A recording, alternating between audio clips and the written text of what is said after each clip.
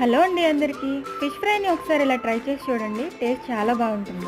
ముందుగా క్లీన్ చేసుకున్న చేప ముక్కల్లో ఉప్పు, కారం, పసుపు, అల్లం వెల్లుల్లి పేస్ట్, అలాగే కొద్దిగా ఫిష్ ఫ్రై మసాలా, ఒక నిమ్మకాయ రసాన్ని వేసుకుని బాగా కలుపుకొని మ్యారినేట్ చేసి ఒక గంట సేపు పక్కన పెట్టేసుకొని 50% ఫ్రై అయ్యేలాగా రెండు వైపులా ఫ్రై చేసుకుని పక్కన పెట్టేసుకోవాలి.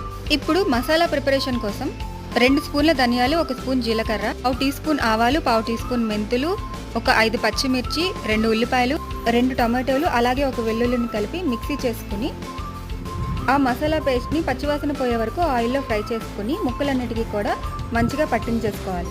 ఇప్పుడు ఈ మసాలా పట్టించుకున్న చేప ముక్కలన్నింటినీ కూడా నూనెలో మరలా ఫ్రై చేసుకోవాలి. చేప ముక్కలన్నింటినీ కూడా కలర్ చేంజ్ అయ్యే వరకు రెండు వైపులా మంచిగా ఫ్రై చేసేసుకుంటే ఎంతో టేస్టీగా ఉండే మసాలా ఫిష్ ఫ్రై రెడీ.